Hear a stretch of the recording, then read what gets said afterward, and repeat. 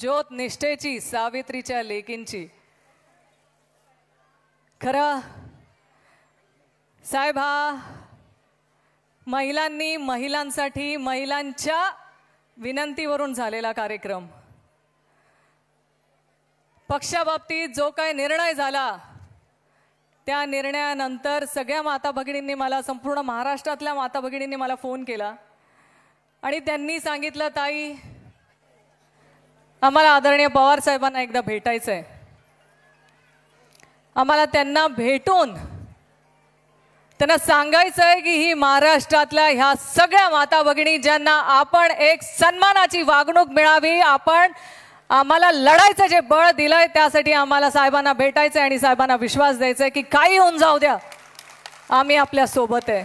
आणि यांच्या विनंतीवरून आजचा हा मेळावा आपण इथे आयोजित केला आहे. खरं संपूर्ण महाराष्ट्रातल्या माता भगिनींना साहेबांना भेटायची ओढ लागली आहे, पण ह्या छोट्याशा हॉलमध्ये संपूर्ण महाराष्ट्राच्या माता भगिनी सामावून घेणं शक्य नाही. म्हणून हा फक्त आपल्या MMRDA रिजन पुरताचा हा मेळावा आपण इथे आयोजित केला आहे. आणि ह्याच्यानंतर महाराष्ट्रामध्ये वेगवेगळ्या ठिकाणी आपण महिला मेळावे घेणार आहोत आणि साहेब आपल्याला तिथे भेटायला येणार आहेत. आणि जी तुमची सगळ्यांची इच्छा आहे ना, आपल्याला साहेबांना भेटायचे, ती इच्छा आपली पूर्ण करायची आहे. खरं साहेब, आम्ही सावित्रीच्या लेकी साहेबांच्या सोबत आहोत, कारण केलंय हो, साहेबांनी केलंय म्हणून सोबत आहे. आपल्याला आज सन्मानाने आपण ग्रामपंचायतचं निवडणूक लढवू शकतो, पंचायत समितीला लढवू शकतो. आज आपण जिल्हा परिषदला निवडणूक लढवून जिल्हा परिषदला अध्यक्ष होऊ शकतो. ही देण आहे आदरणीय पवार साहेबांची. सन्मानाने जगता यावं. आज चूल आणि मूल ह्याच्या बाहेर पडून पाण्याच्या दोरीच्या जागी झेंड्याची दोरी दिली आहे ते आदरणीय पवार साहेब. मला सांगा, जर आपल्याला आरक्षणाच्या माध्यमातून लढायची संधी नसती मिळाली तर कशाला आपण 15 ऑगस्टला आणि 26 जानेवारीला ग्रामपंचायतला, जिल्हा परिषदला झेंडा फडकवू शकलो असतो. हा मान कधी महिलांना मिळाला नसता. तो मान दिलाय झेंड्याची दोरी आपल्या माता भगिनींच्या हातामध्ये देण्याचं काम आदरणीय पवार साहेबांनी केलंय. म्हणून अभिमान आहे आम्हाला की आम्ही आदरणीय पवार साहेबांच्या कार्यकर्ते आहोत. खरं प्रत्येकाला गेल्या ह्या 8-15 दिवसामध्ये जे बरेच फोन आले, माझ्यासोबत बऱ्याच माता भगिनींनी चर्चा केल्यावर जे काय पक्षाच्या बाबतीत झालं ते प्रत्येकालाच पटलेलं नाही. साहेब, मला काय महिला रडताना फोनवर रडल्यात, त्यांनी भावनिकपणे काही विषय मांडलेत की साहेब आम्ही आदरणीय पवार साहेबांच्या पाठीशी, त्यांच्या विचारांना धरून आम्ही ह्या पक्षामध्ये आलो आणि आज गेले कित्येक वर्ष झाले आम्ही साहेबांना समोर बघून आम्ही काम करतोय. मला सांगा, आज एक गोष्ट तुम्हाला सांगते, त्या गोष्टीतनं कदाचित ती तुमची भावना असेल. आज एखाद्या आईने बाळाला जन्म द्यावा, ते बाळ लहानाचं मोठं करावं आणि दिवाळी, दसरा, उन्हाळ्याच्या सुट्टीमध्ये ते बाळ आत्याच्या घरी, मावशीच्या घरी, नातलगांच्या घरी जातं की नाही. प्रत्येकाचं आपण मुलांना पाठवतो, बदल व्हावा म्हणून आत्याच्या घरी, मावशीच्या घरी जरा 2-4 दिवस घालवू नये म्हणतो. आणि मग ते बाळ, त्या आत्याने कोर्टामध्ये दावा दाखल करून सांगावं की हो, हे बाळ माझं आहे, जन्मदात्रे आईचं नाही, हे बाळ माझं आहे. आणि अदृश्य शक्तीच्या पाठिंब्याने ते बाळ त्या आत्याच्या ताब्यात दिलं जातं आणि तो जो काय त्या आईच्या हृदयामध्ये दुःख असेल ना, ते दुःख आदरणीय पवार साहेबांचं आज आहे. पण बोलत नाहीत, ते दुःख तुम्हाला दाखवत नाहीत. हे आपल्याला कळतंय ना. ज्या जन्म देणाऱ्या व्यक्तीच्या जवळून जर आपलं जन्म देणारं बाळ कोणीतरी 2-4 दिवस सांभाळलं म्हणून ते अदृश्य शक्तीच्या माध्यमातून जर दुसऱ्याच्या हातात जाणार असेल तर हे पटतंय का? कुणाला पटत नाही. शेवटी ज्याने घाम गळाला, ज्याने रक्ताचं पाणी करून ते बाळ छोटं लहानाचं मोठं केलं, त्याचा अधिकार आहे ना. हे त्याचा अधिकार आहे आणि हे प्रत्येक माता भगिनीचं हे म्हणणं आहे. आज ज्योत निष्ठेची या माध्यमातून आपण सगळ्या माता भगिनी इथून ही ज्योत निष्ठेची तेवत ठेवायची आहे. आपल्याला संपूर्ण महाराष्ट्रात आपल्याला जायचं आहे. चुलीपर्यंत जाऊन जे आज महागाई वाढली आहे, आज जी बेरोजगारी वाढली आहे, हे प्रत्येक महिलेला जाऊन सांगायचं आहे आणि ही निष्ठेची ज्योत तेवत ठेवायची आहे. सहज नाही असं आपल्याला आत्ता आपण बाहेर पडायचं आहे आणि आपण महिला आहेत ना, खूप नशिबान आहे. आपण चुलीपर्यंत जाऊ शकतो आणि आपले पक्षाचे ध्येय धोरण हे चुलीपर्यंत जाऊन समोरच्या माता भगिनीला सांगू शकतो. आज किती हो महागाई वाढली आहे, आज बेरोजगारी वाढली आहे, डाळीचे भाव परवडत नाहीत, सिलेंडरचा भाव परवडत नाही. आज गॅस घरात आहे पण सिलेंडरचे पैसे, सिलेंडर भरायचे पैसे आपल्याकडे नाहीत. ही परिस्थिती प्रत्येक माता भगिनीची आहे. आज घर चालवायचं कसं ही समस्या आपल्या प्रत्येकीकडे आहे. आणि हेच करत असताना आपल्याला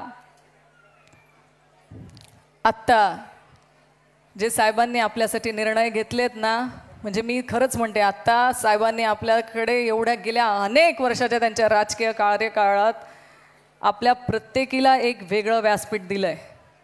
आज जिल्हा परिषद पंचायत समितीमध्ये मी सक्षमपणे नेतृत्व करू शकते ते आदरणीय पवार साहेब, ज्यांच्यामुळे मला वडिलांच्या संपत्तीत समान वाटा मिळाला ते आदरणीय पवार साहेब, ज्यांच्यामुळे मला सुरक्षा दलामध्ये जाऊन माझ्या भारताचं रक्षण मी करू शकते ते मिळवलंय तो अधिकार आदरणीय पवार साहेबांनी दिला. आणि महिला आयोगाची स्थापना करणारे आदरणीय पवार साहेब किती दिलंय हो आपल्याला, हे दिलंय साहेबांनी आपल्याला. म्हणून आता एक सन्मान जो आपल्याला मिळालाय ना, ह्याची परतफेड करायची वेळ आहे. आणि परतफेड करताना ना आपण महिला हिशोबाच्या फार पक्क्या असतो की नाही. कुणाकडनं जेव्हा कपभर साखर मागून आणतो ना, तेव्हा ती परत करताना पण दीडपट देतो आपण, कारण आपण महिला हिशोबाला पक्क्या असतो. मग आता आपल्याला आयुष्यभर साहेबांनी सांभाळलं, साहेबांनी दिलं, मग आता आपण परतफेड केली पाहिजे की नाही.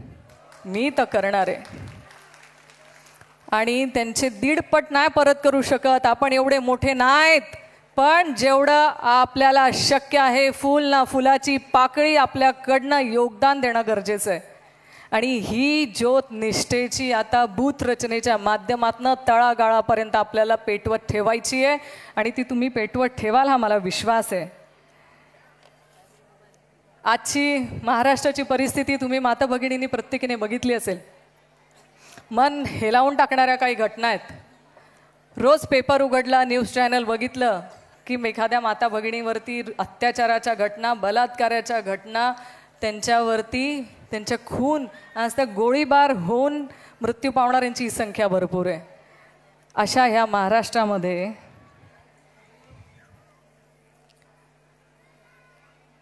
आज आपल्याला बदल करायचा आहे. आणि हे करत असताना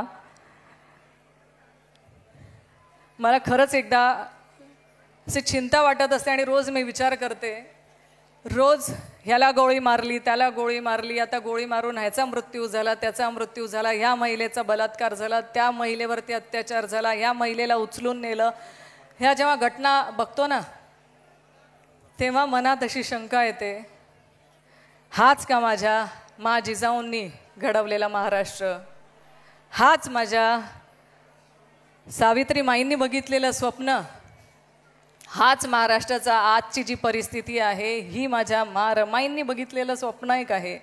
नाही हो, ह्याच्यापेक्षा खूप वेगळा महाराष्ट्र, भारत आपल्या ह्या सगळ्यांनी बघितला आहे आणि तो आपल्याला निर्माण करायचा आहे. तर आपल्याला सगळ्यांना एकत्र येणं गरजेचं आहे आणि हा बदल मला तुमच्याकडनं अपेक्षित आहे. कारण माता भगिनींनी ठरवलं ना, तर आपण दुर्गेचं रूप पण घेऊ शकतो, सरस्वतीचं रूप पण घेऊ शकतो आणि मा चंडिकेचं पण रूप घेऊ शकतो.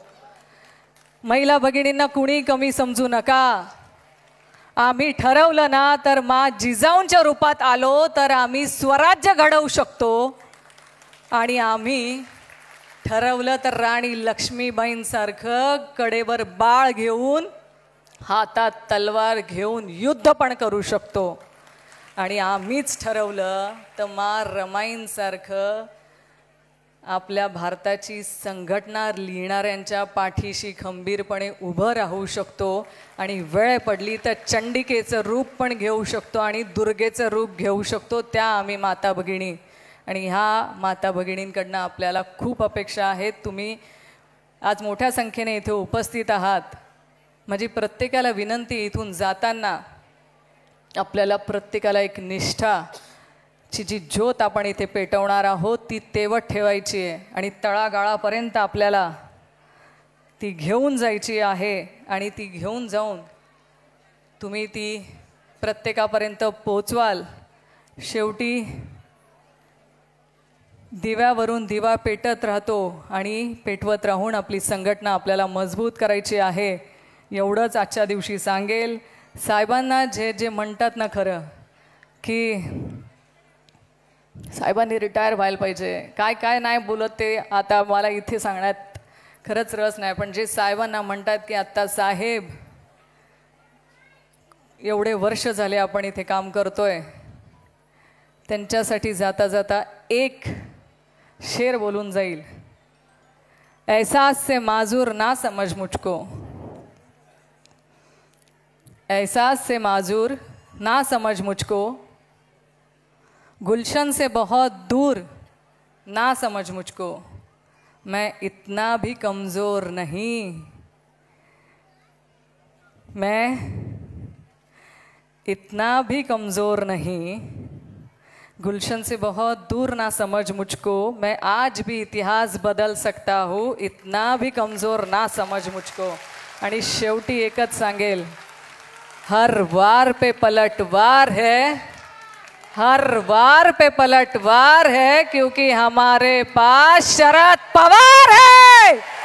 आपल्याकडे ताकद आहे. चिन्ह जाऊ द्या, पक्ष जाऊ द्या, आमचा पक्ष, आमचा चिन्ह आदरणीय पवार साहेब आहेत. आणि ही ज्योत निष्ठेची आपल्याला पुढे घेऊन जायची आहे आणि ते आपण घेऊन जाणार आहे, आम्हाला विश्वास आहे. तुम्ही सगळे मोठ्या संख्येने इथे उपस्थित राहिलात त्यासाठी मी मनापासून आपले आभार व्यक्त करते. धन्यवाद.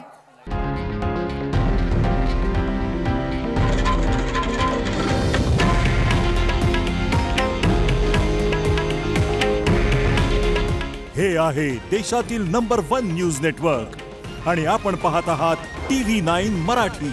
काळजी तुमची, हित महाराष्ट्राचं.